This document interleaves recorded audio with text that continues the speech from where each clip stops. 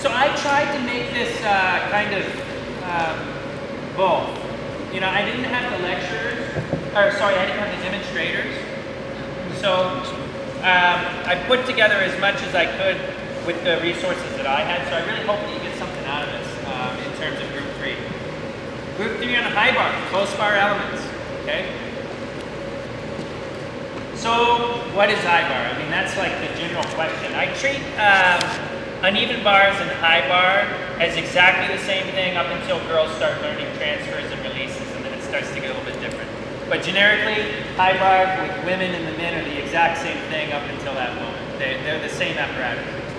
You have hang, anything below this horizontal line is hang, and anything above it is support. When you teach kids, if you can have those 2 chapters, support and hang, it makes your life so much easier. We just did a skills similarities lecture, and I like using the similarities in certain things on how to communicate with kids. So if you're communicating above the bar is support, below the bar is hang. When you are directly above the bar, so handstand, you're in 100% support. Okay, so that's a critical part of the piece here, because as we get moving into explaining some of the skills that we're going to go through, you're going to need to know those areas. When you're about here, you are in 50% support. When you are horizontal, you are in 0% support and 0% hang. You're in like no man's land. You're like in between everything. When you're down here, you're in 100% hang, and when you're over here, it's like 50% hang. And I teach kids like this. I have these kind of reference points for children so they understand timing. They understand certain timings. Kind of like a clock. When you're at 12 o'clock, young men, this is 100% support. You got to be ready to push. When you're down at 6 o'clock, you're in 100% hang. Let's relax, let them hang. Very important that they understand those. Okay, so that's going to be a big thing about the lecture.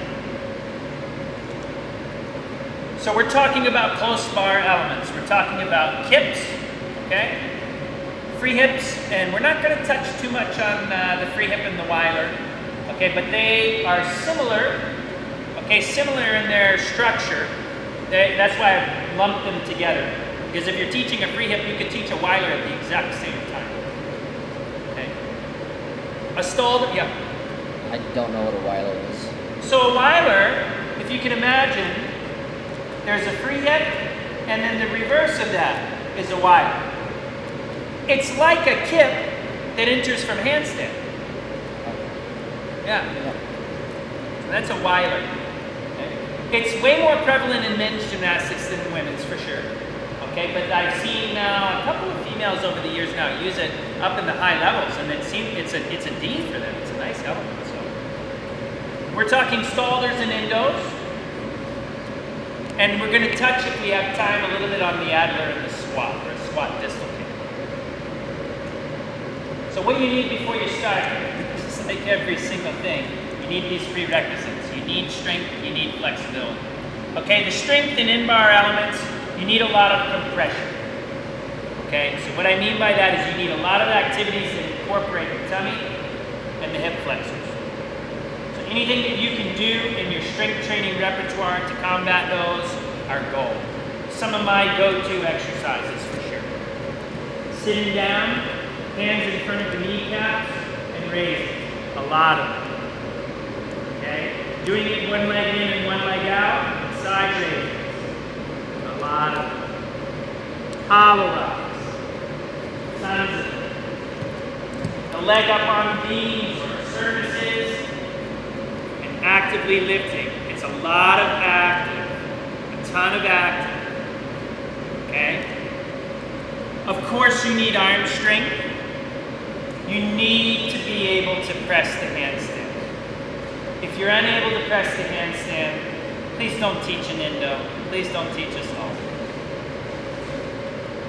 You will get away with a child that can make it, but I can guarantee you it's not done without a deduction. I can guarantee it. And flexibility, solid pancake. Okay, very solid pancake. Splits, middle, left, and right. And definitely, when you get to the squat dislocates or you're teaching adlers, you need to be able to have range of motions of dislocates. This is a critical thing for if you're going to teach those elements. So your standard stuff when it comes to flexibility with regards to your legs. In the kip, you need a pike. Okay, a full pike. It's got to be full. Okay. Here's some examples of some strength. So in hang, straddle up to inverted hang. So a straddle inverted hang and lower back down. Okay. You can lower down to an L shape and back up, so not all the way to a full hang. It's nice. Okay. I press the handstand on the floor. It's standard, man. Some of the tricks that I've used over the years to get a press to handstand. Okay. I love this one. Get a stick, and when you're spotting kids, their hands are going to go as close to the, here, I'll bring it up front. Their hands are going to go as close to the stick as possible, and they're going to press the handstand. And don't touch the stick. So as they lower back down, they have to fully compress and get over the stick back to L-sit. The poor ones have to go further away from the stick. The really good ones are going to be here. It's a tough exercise. No, not at my age anymore, no way. But you were my demonstrator. Try it. Yeah. What's your name? Abe. Abe? Oh, nice. Yeah, so this is a really great compression exercise. It's awesome. They are kind of narrow.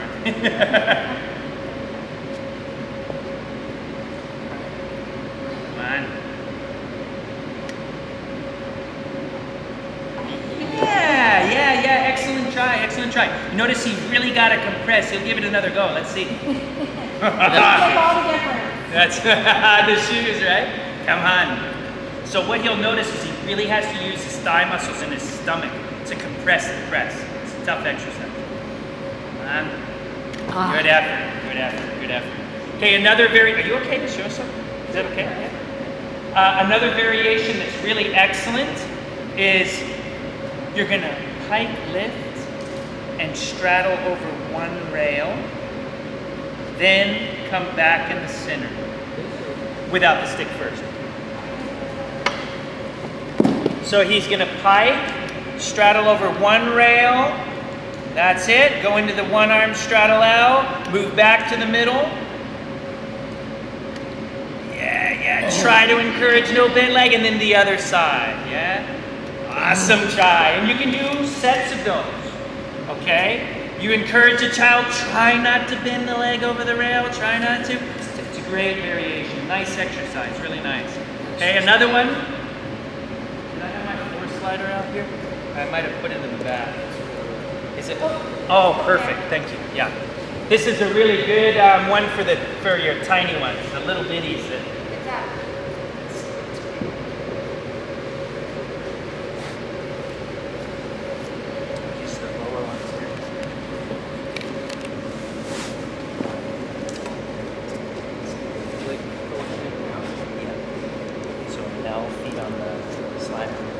So this one is a nice one because you can do lots of reps of it. You just pull it in, keep going, and then push it back out. Yeah, great exercise, just lots and lots and lots. You need this compression coupled with arm strength because when you have that, you're ready then with the compression forces that are going to come with the close bar elements. Okay, that's awesome for now. Thank you. I appreciate it. Yeah, those are good exercises. So those are different variations. You can do V snaps and straddle.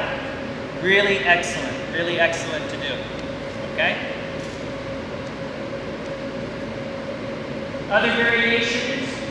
On the exit of a stalder, if you were to look at this picture here, that is the exit of a stalder. So, it's in a nutshell. You have the bar.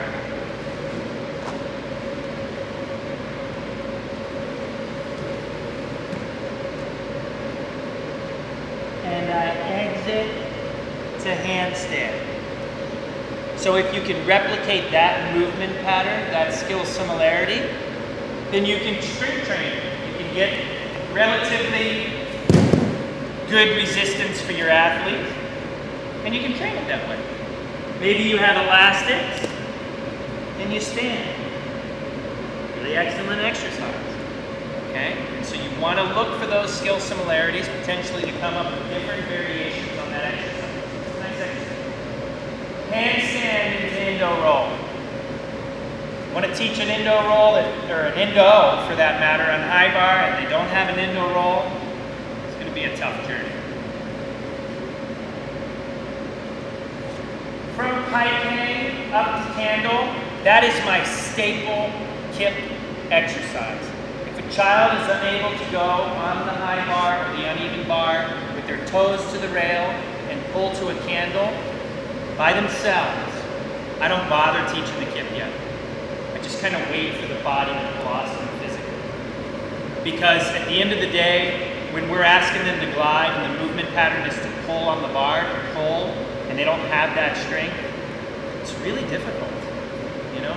It's really, really hard. So they need that. That's a prerequisite for me. I don't start teaching kips until I see a child does that. So a complex we do is you gotta hold for 10 seconds. That's grade 1, little Johnny. You got it, good job. Okay, now grade 2 is hold for 10 and pull to inverted hang candle. You can hold that for 10 seconds. Awesome. Grade 3 is hold for 10, hold the candle, hold for 10, lower to pike and hold for 10. If you can do that, let's start doing some kips. I'll spot you a couple of times, okay? But he's gonna be strong enough. I don't like kind of bothering. Somebody told me once, and it's kind of a cool statement. Technique is for the weak. So if you have a technical kid who's also strong, they're awesome. Good technique is for the weak. It doesn't mean it's like negative. Like technique is for the weak. So get your kids strong and technical, then we're ready to go. Flexibility, these are just kind of 2 variations. These are more passive than the ones that I showed you, which were active. So hanging on a bar with, it looks like she has leg weights. So just kind of be wary or be careful with that. Don't pound on sandbags to the kids' legs. But you know, you want to encourage the passive flexibility, because if you look at a picture of somebody who's inside of a Stalder or an endo, there's serious compression going on. So if the child is unable to withstand those compression forces because passively they can't get to that range of motion, be careful. You might pull something. So just be aware of that. Same in the kip. If you have kids who sometimes raise their knees to the bar, sometimes that's an active flexibility issue. Kind of strength oriented. Because as they lift their legs, they're not strong enough with that active leg lift. So they bend their knees. Something's got to give. This one here, the lady has her leg up on a mat, the other leg up on a mat, and she's doing a pancake with over variation. Kind of looks like this. And then going down as far as she can go. Yeah. I most often do that exercise on a Yurchenko collar, because you can put one leg on one side of it and the other on the other, and then you can go down flat because you don't have your head touching something. Yeah. Really nice exercise. Obviously, what you'll want to do, and we're going to look at some of the photos, because some of you will ask, well, how much do I need? Like, how much passive do I need? How much can I go down before I'm kind of, defeating the purpose? When we look at some videos, stills of the Stalder and endo, you'll see how much you need. It'll be very apparent. Close bar elements. All close bar elements have 5 phases. And all elements on bars, for that matter, have 5 phases of circle elements. You have an entry phase. You have a descent. You have a hang. You have an ascent, or going up. And you have a finishing position. That is the 5 chapters. And when I teach my kids, I use those 5 chapters because it categorically focuses their attention. In the starting position young woman, you need to start in a front support. On the descent, you need to blah, blah, blah. On the hang or phase 3, and it just focuses their attention to the 5 stages. Okay? Each one is really important. And the 5th and final finishing position, if it is incorrect, do not coach it. Coach the previous things. Bars is really, really great because it's a cause and effect. If the finishing position was incorrect, it had nothing to do with number 5, it had something to do with number 4, 3, 2, or 1. And you work backwards in the sequence. It's cause and effect. I get really irritated when I hear coaches describe rather than prescribe. Your knees are bent. Tell them how to straighten them. Tell them how, prescribe something to straighten. If a coach says, or rather if you go to a doctor and you say, "Doc, I'm sick," and the doc says, "Well, get better." Rather than, "Here's a prescription of penicillin, go over to Shoppers and go ahead and pick it up at 4 o'clock today, they're open." That's a prescription. Problem solved, I get my prescription, I take it, and lo and behold, now I'm not sick. Well, we act sometimes as the doctor that says, "Well, get well. Your knees are good." The athlete learned nothing. You described it. You told them nothing. You prescribed them no reasoning to change it. So if you say, "Hey, listen, your knees were bent. Here's how you got to fix them." When you're dropping in, you're finding a little bit of lack of active flexibility to lift those legs in, so you're kind of bending them. So what I want you to do is after each turn, can you just go over to the bar, put your hands on it, and just lift, lift, lift 10 times, and then come on back over and we'll try it. And over time, those knees are going to get a little straighter because you'll be able to lift them in without bending. Prescription.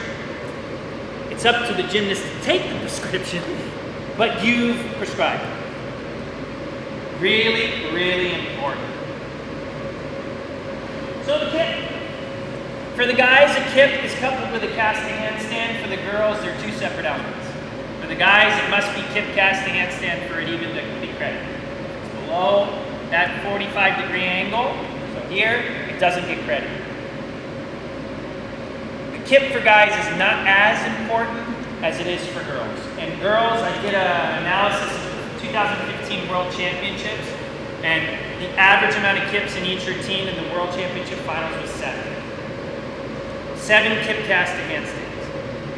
So if your kids can't do 7, at least they have no hope of ever being great on bars.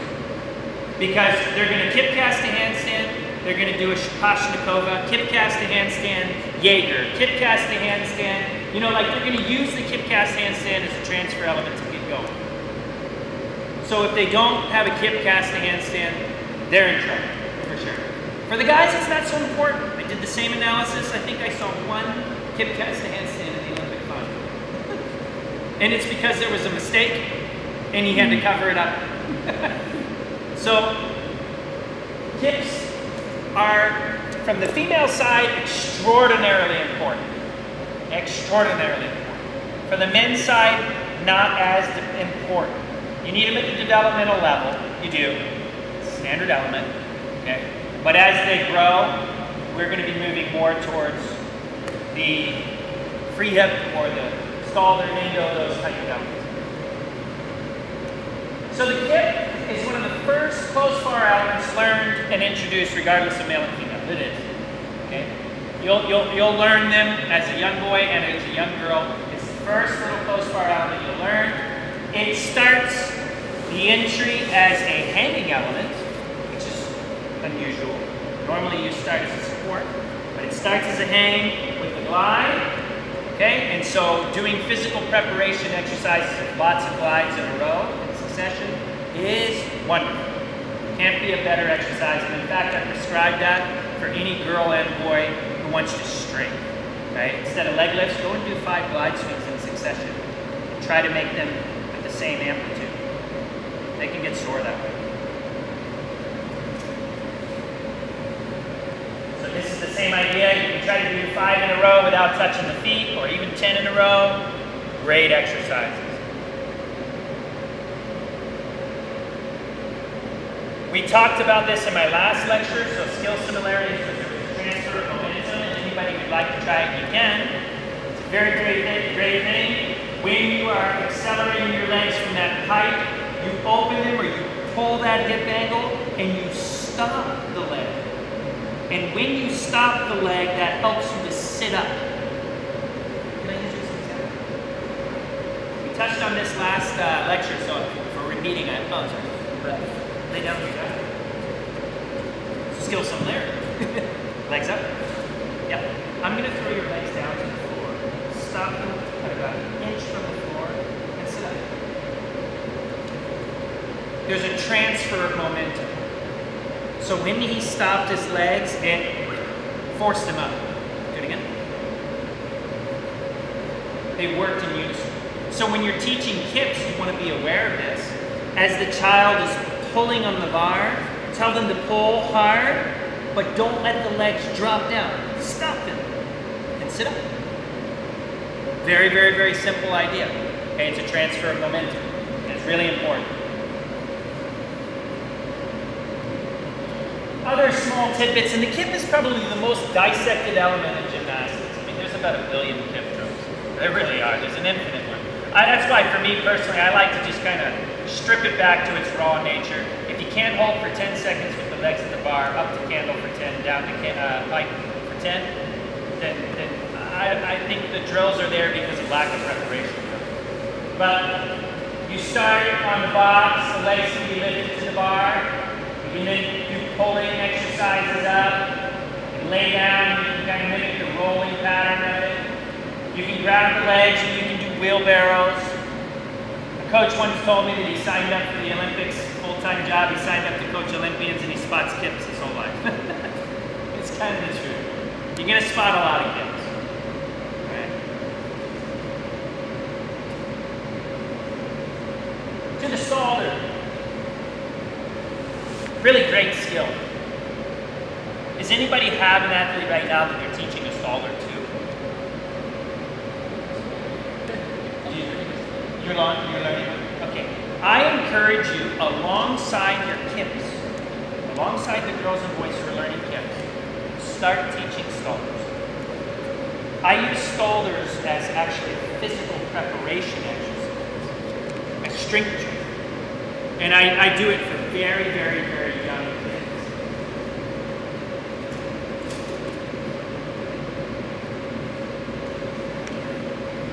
With respect to the stalder, there's an entry phase, which in the highest circumstances would be handstand.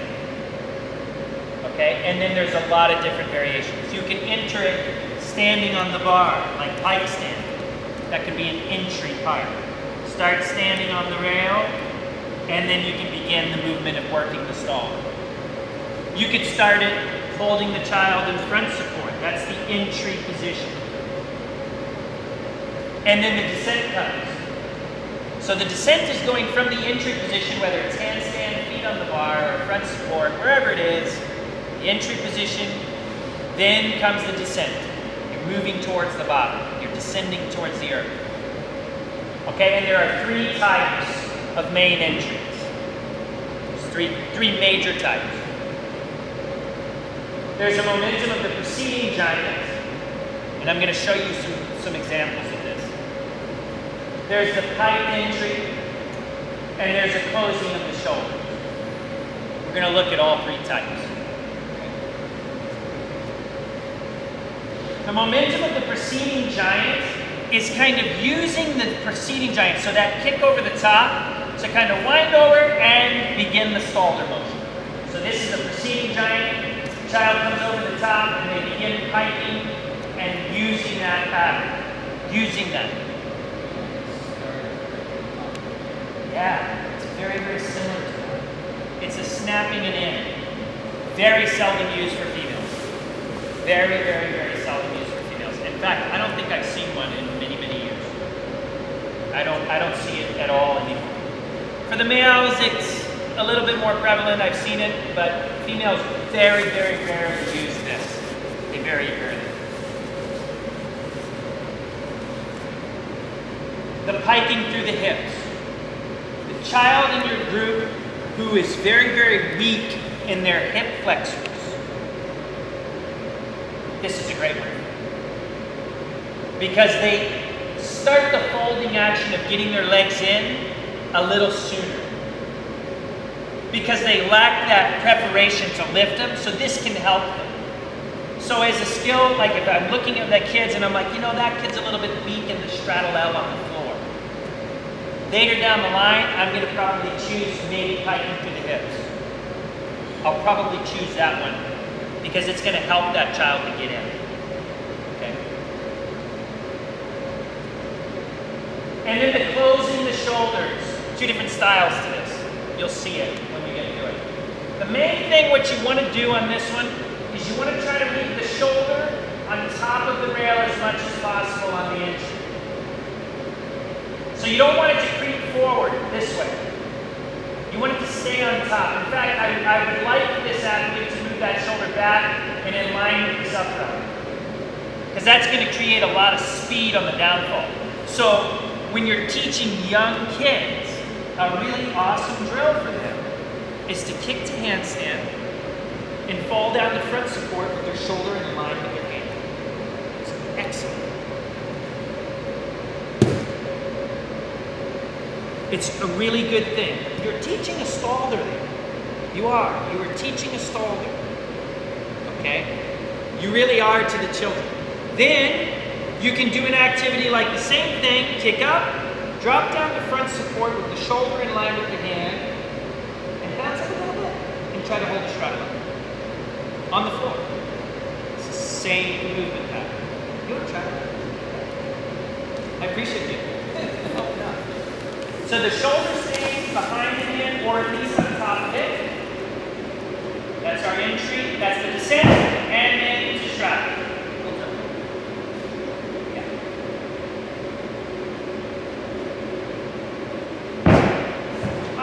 And if the athlete can hold the straddle out, that'd be phenomenal. So if you're going to do positions on the floor with your athletes, okay, you're going to say, well, today, guys, that's great, that's really good. If you're going to do positions on the floor, like you're going to say, well, today we're going to do a 10-second straddle out on the floor. Don't just enter it by sitting on the floor. Why not enter it like that? Because eventually you're going to start creating these movement patterns where when you actually get on the bar, it's going to really make sense. And this is why I teach stalders and endos from a very early age alongside kips, because really it's a lot of physical prep.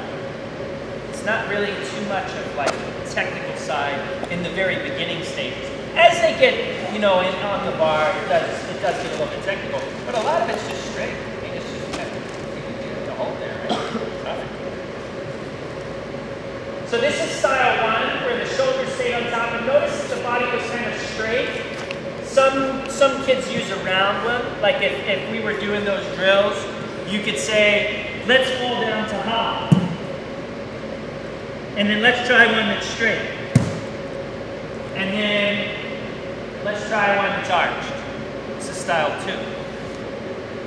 I find that this is the one for the kid, and I'm sorry that it's not as clear because it's a little light in here, but for the kid who's a little bit lacking in the pancake flexibility and he lacks a little bit in the hip flexor area.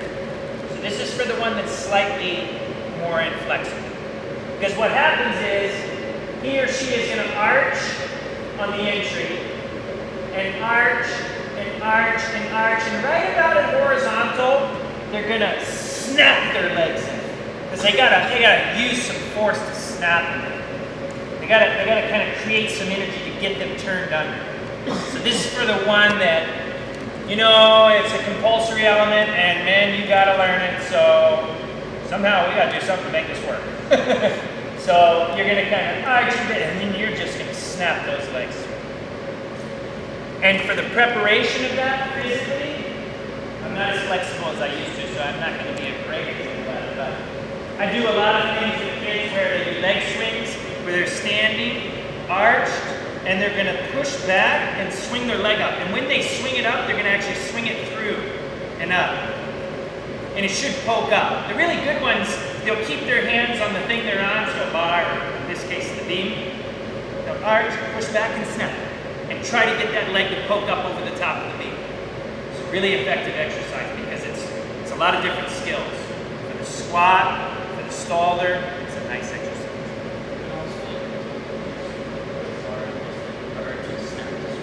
That's right. Same idea that we used on the floor, but you just arch on the bar and you snap and you can sit on the mat. Yeah. Do you want to show?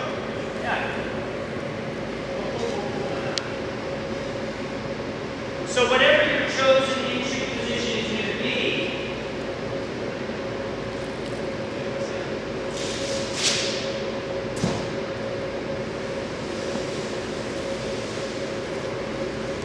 let's show the height. So we're gonna show you the different examples here. We're gonna get the athlete the entry position. This is exactly how I would teach kids. The entry position is going to be handstand. Okay? And this child is going to do a pike, and then he's going to sit down on the mat. Pike, and sit.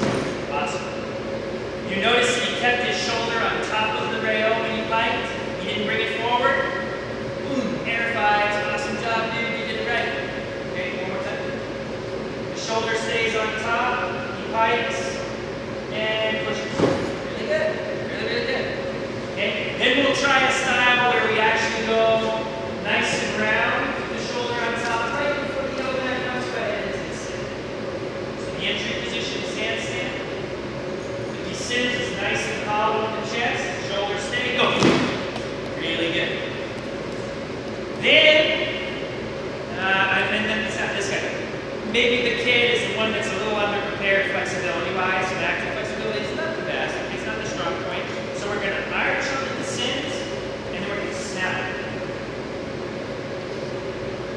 Entry positions in handstand. It's going to arch a bit, and the snap was a little early, you saw. So he'd want to come down with the arch a little bit longer, and then snap. When you do your stallers, what kind of entry do you use? You know? Nice, yeah. That's the one I prefer. If I have a really physically prepared athlete, like a really great one, I choose the one shoulders on top and lower to hollow shape and then enter. That's my preferred method. Yeah. Entry, handstand, arching, and that's good. Yep. I think he can fall a little bit longer. Yeah.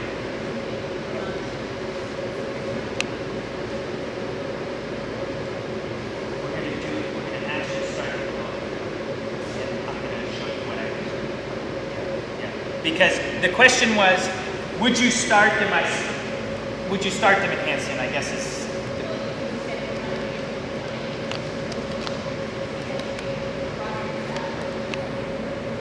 Yeah, you're going to progressively choose a lower entry. And in fact, you're going to actually start the beginning phases when they're actually on the bar. Right now we haven't even touched the bar with an athlete. Yeah, we're just like we're in support land because we're not hanging on anything. Everything is above the bar. You know, I should have probably said. Everything is above the bar right now. We're all in support world. Yeah. When we find that they're prepared, we're going to get into that hang, so we're going to actually get on a bar. That's when we'll get in there, and we'll start them much lower on the totem pole. Yeah. Sorry. Yeah.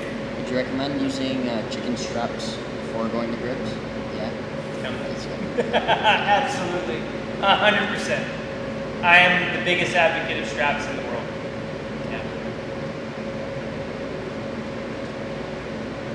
So the key is, and this is that drill that we just showed, the key is I want to try to get a flat pancake. I want to see the child that can get flat.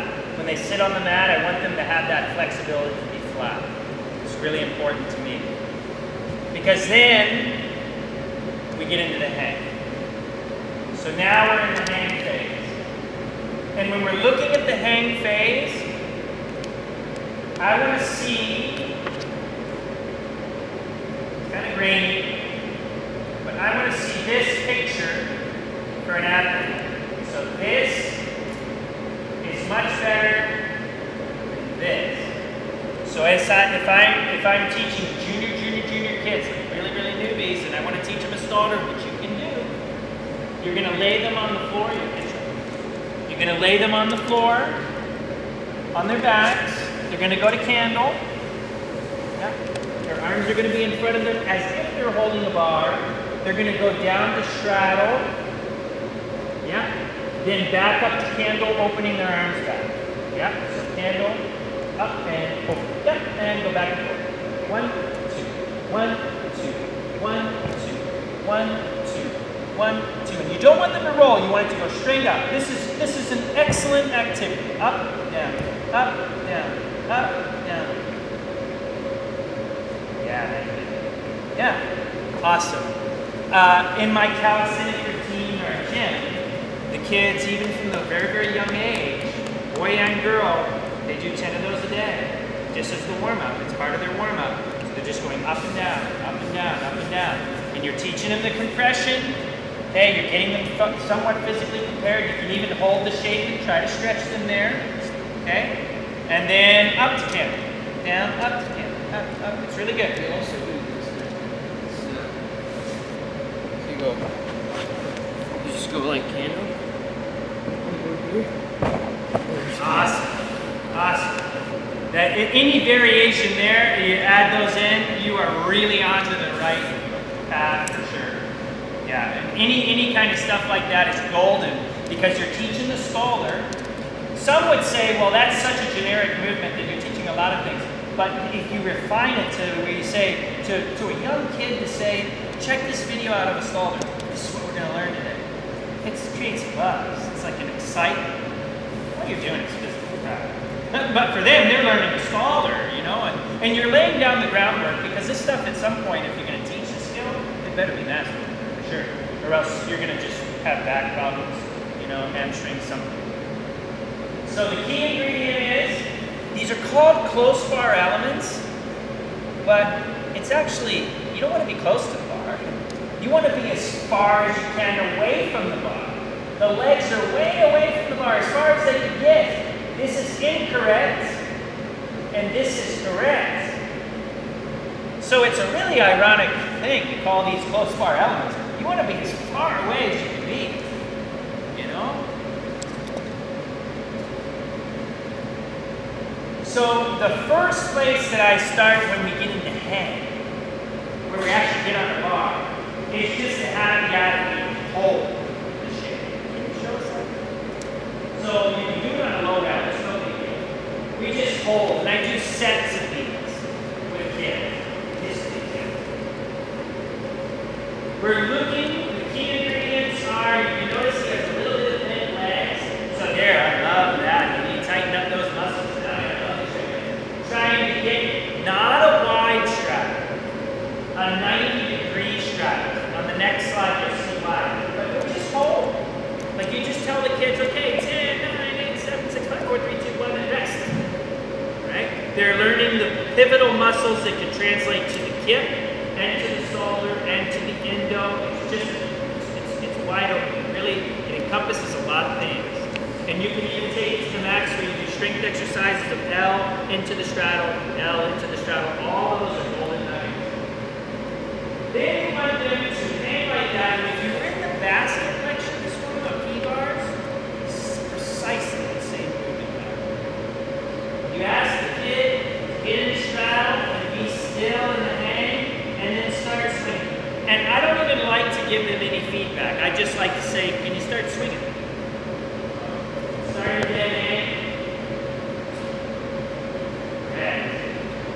Rest. Awesome. That's a great movement.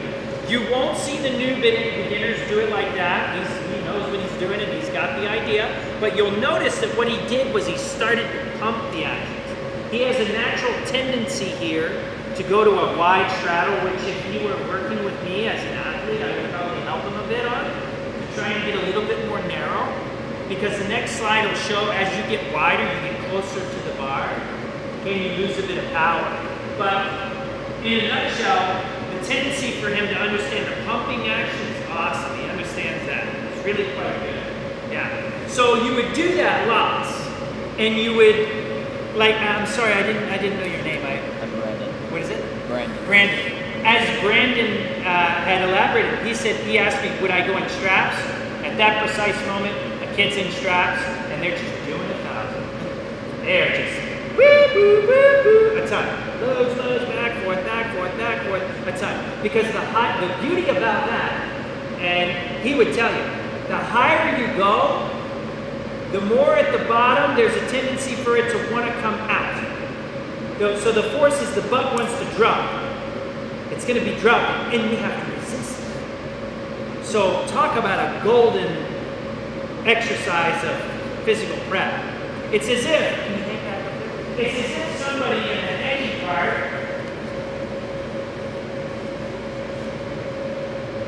is coming along, and they're trying to pull him down, pull him down. You see, it's like a leg lift. So the more that he gets action, at the very basic level, I think kids should be doing it. Rec. I honestly think rec kids should be doing it. Just, not in straps. Yeah, not in straps. I think, well, you can if you have the time, but it's like 15, 20-minute rotations. Yeah. So, but I think absolutely at rec levels, get them in straddle and try to hang and swing. It's great. It's a good activity. And believe it or not, they don't even know what a stall is, but they would be learning. So developmentally, it's just great. It's a wonderful, wonderful strength tool. So we talked about the wider the straddle, the closer you are to the rail. So notice here, the wider that straddle is on the rail, the closer the pelvis is than the hips are to it. So the lever arm of where the hand support is to the center of mass is much shorter in comparison to this young lady. The closer the legs are together, the wider or longer that lever arm is. That's what you're looking for. You're looking for something that has a large circle. The larger the better. So, and to encourage that, and again, if this were my athlete and I'm like, okay, I want to help you here, I want to give you some information that will be really positive. Can you start with the feet on the bar? There you go. And really narrow. Because in real time, that picture up there, watch what happens as he goes wider, as he goes wider, as he goes wider. He starts pulling his hips upward.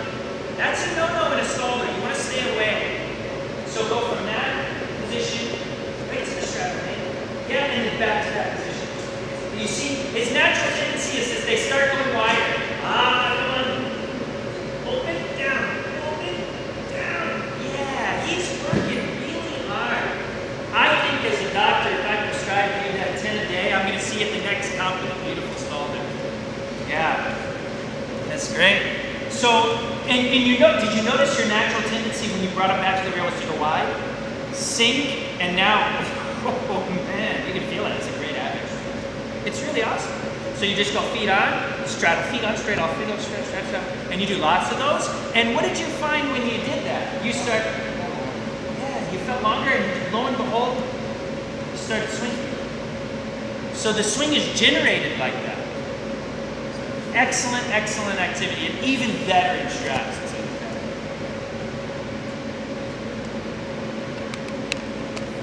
So just to elaborate even more on the wider the straddle, the less efficient it is. The top example is the young lady or the participant who has gone to a wide straddle and their hips are coming close to the rail. So what's happening is this circle around the bar is much smaller. Okay, and you notice on the ascent and finishing part, there's a technical error. The elbow bent, not because the girl is silly and not trying hard. The elbow bent because the descent and hang were incorrect. And that's what I meant by, when I first said, when we started this, the finishing position, if it's wrong, don't correct that. Don't say, sweetheart, straighten your elbows. That's describing. Go back in the process. What happened at number 2 phase, on the descent, on the lowering of the body? What happened in hang? Well, what happened was she was too straddled and her hips were close to the bar, and so she created not a good circle. And that's what happened. The swing wasn't nice. So you correct that, and then you see our prescription for you. That's what we would prescribe that. When you do your stall or when you exit, do you find bent elbows? You typically not get to handstand.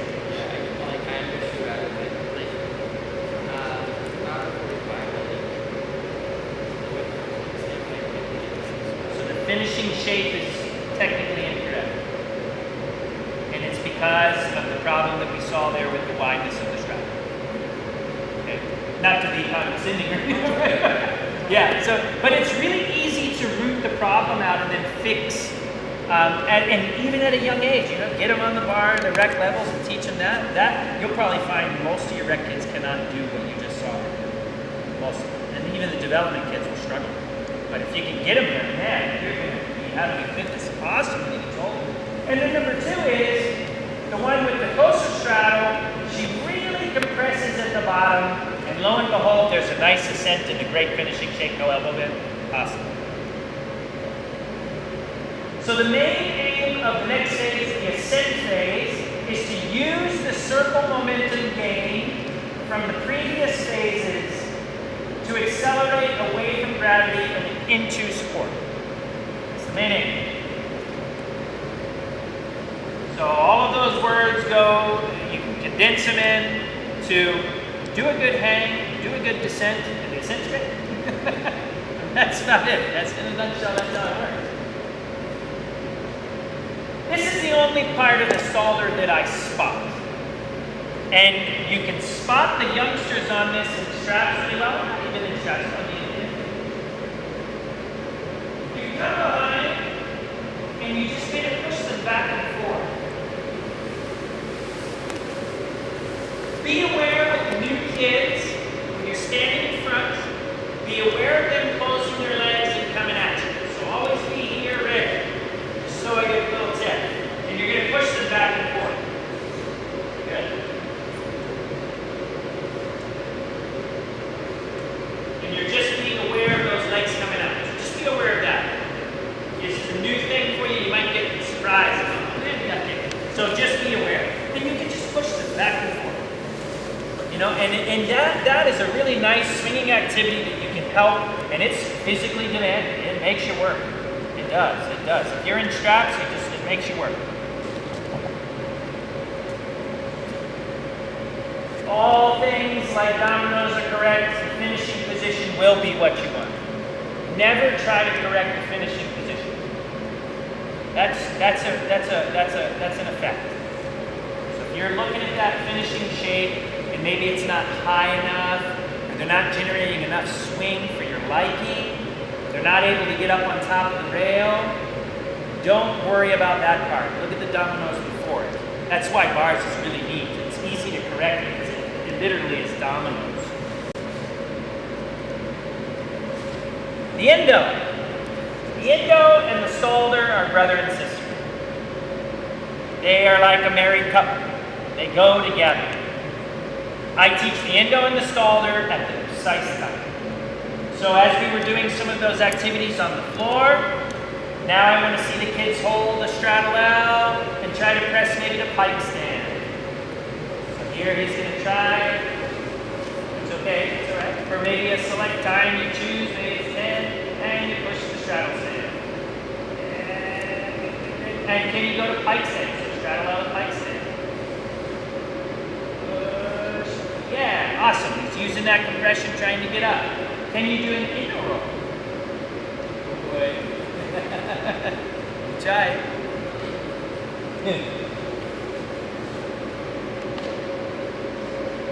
Nice. We're putting them on the spot there. So variations that you can do, fun ones for the little ones.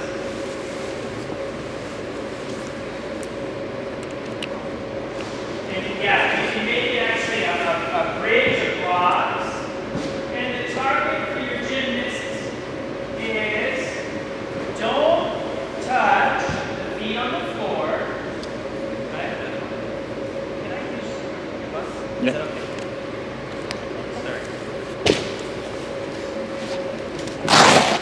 So you create a bridge of these trapezoids, and the gymnast is encouraged. And the longer the better. The longer it is, funner. So we'll start at the edge here, and he's encouraged to do straddle forward rolls and don't touch the feet on the floor. So don't go over the hands in, just roll, push, and roll. Right away. Yeah, go feet on the box. Yeah, we'll try it again. So go back to the beginning. And if you create a long bridge of these, your little junior kids can just roll through straddle out, roll through straddle out, roll through straddle out. Roll, we push, and we roll again. Yeah, excellent exercise. And they can just go like, if you created a whole row of trapezoids, they can just do one after the other, after the other, after the other. It's really nice. Continue then, roll through straddle out, roll against up, and straddle out, and backwards roll through straddle out, back to it. Roll through straddle, and stop there, and no. Good try, excellent try. These variations are awesome, even though it wasn't successful, they can be done, so you can kind of see the process. So I teach the Stalder and the Indo at the same time because when we look at some of the still photos, you look at them and you wouldn't be able to tell me whether or not the child was doing a Stalder or an Indo because of the same movement pattern. When he was moving back and forth on the bar as I was pushing him, when he moved this way towards me, that's Stalder. When he moved this way away from me, that's Indo. Stalder, Indo. Stalder, Indo. And so you teach them at the exact same time. The entry position should be progressively built higher. I should have put that one. So that's a really critical concept. The entry position should be progressively built. This young lady actually starts the entry position standing on the bar. She cast it up to pike stand, and then she was going to start there, and then enter the end. Yeah. So she's starting at the very, very kind of, that's the lowest point you can do for the Indo. Okay.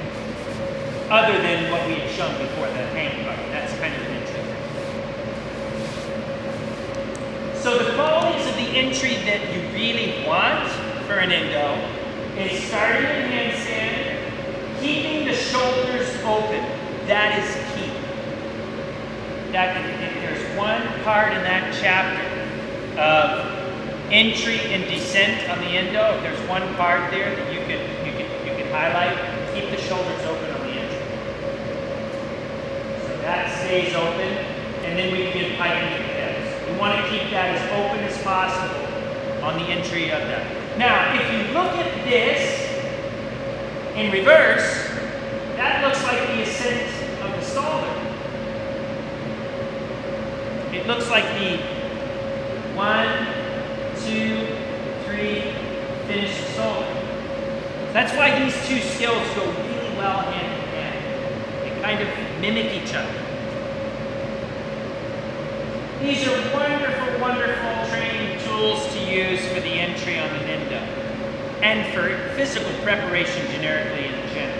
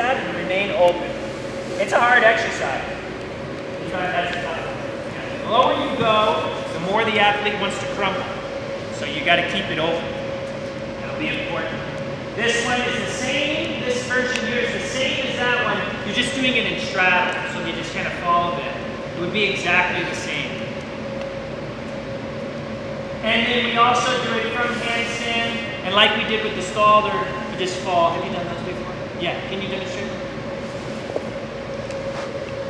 So you'll kick to handstand and then fall to the straddle and press. Entry phase handstand, descent. Awesome.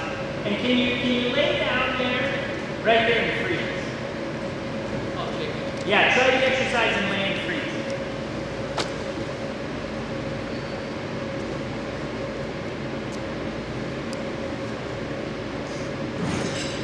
At this point, what we're looking for is that everything is flat. He doesn't hit with the feet first, he falls and it stays flat. It's like everything together.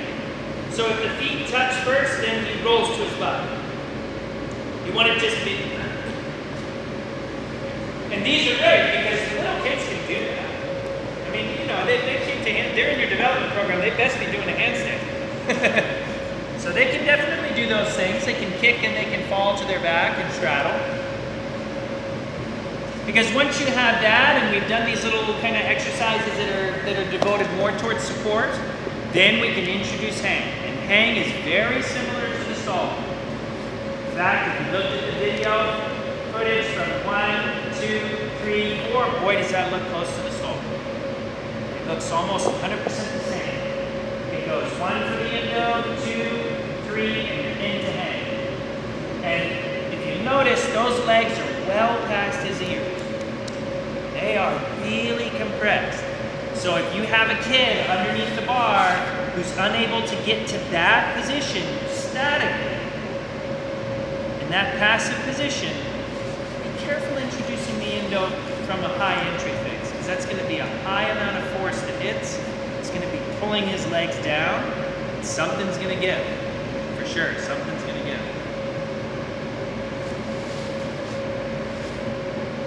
The ascent is riding from this position up, and the first parts I would like to be, this athlete is on the Chinese national team, so it's a little different. The first thing I would like is that the feet come over in a straddle out, and it's just a straddle down the rail. And so you're in a straddle out on top of the rail, you just swing around back to a straddle out. That would be your first kind of starting point. Then you start with the feet on top of the rail, and you fall through straddle back around the straddle. Those are the first points of entry that you want to start with.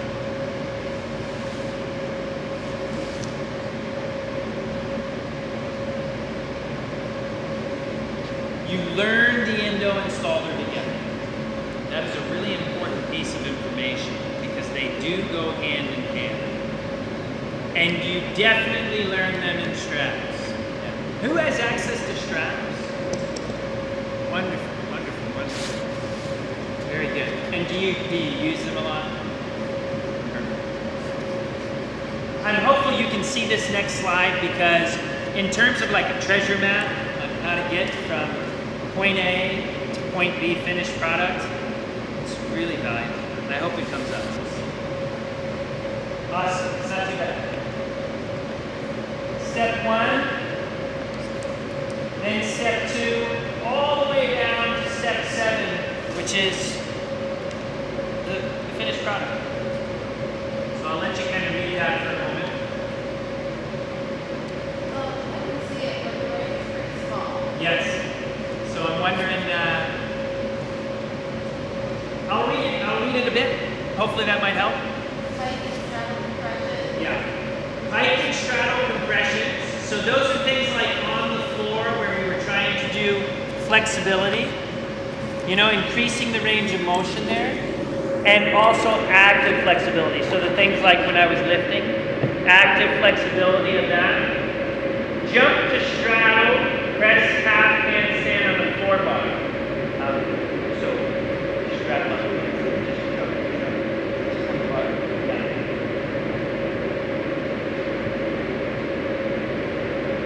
Yep, that activity. Yep, straddle up to handstand. Soul circle around, straddling and pine. So those are feet on and soul circle around. Okay, and I do straps a lot, do them in straddle and in pike. Seat circle around, so L to L. So that would be, you're in an L, and we talked about it in the endo there when you're in straddle L, and you try to go around and back to straddle. Jump to a late toe on, sole circle up. So you just, you can. You jump and you put your feet up. It's really, really great. You can come up and take a photo too. Yeah. I was hoping it would be a little bigger. It's quite a lot of information on one slide, so I couldn't really get it as well as I wanted. Then it goes down to jump to straddle, horizontal basket, swing back. So that's that rock drill that he helped me with where he was rocking back and forth. So you jump and you enter and you rock back and forth. Straddle, press, half handstand. So instead of jumping, you now progress to pressing. And the neat part about this chart that I like is it scales up. This one here leads to that, and then it leads down the road. And you can take any journey. You can start it here, enter here, and then come over here and start, and maybe come over to here, and then you gotta come over here. You basically filter down all these drills to hopefully then become physically prepared enough to work within the Stalder and the endo. And this one says, any place that says Stalder, you could replace it with endo. It's the only thing that's not indicated on here. Yeah. Did they come out okay? So this chart here is really, really nice. It's a pretty good flow chart. If anybody wants at the end to come up and get a little closer, you certainly can. Yeah. Using straps for high bar is so highly recommended. It's my biggest thing. I do it every day. I do it with shoes on with the kids. I do it for all my new skills that I'm teaching. It is so, so vital. So hopefully you do. You have two types of straps. You have the PVC piping and you have gloves. The PVC is good for beginners. And try to shift them to gloves as they get better because it teaches them to shift. So there's a shift of the wrist that they don't get when they're in PVC. When they're in PVC, it's the locked wrist, and they kind of go around the bar. When they're in gloves, the hand can shift. So I use initially PVC, then I try to get them to gloves. I'd like to take a bit of time now. We have about 5 or so, 10 minutes or so, to go over a little bit of questions.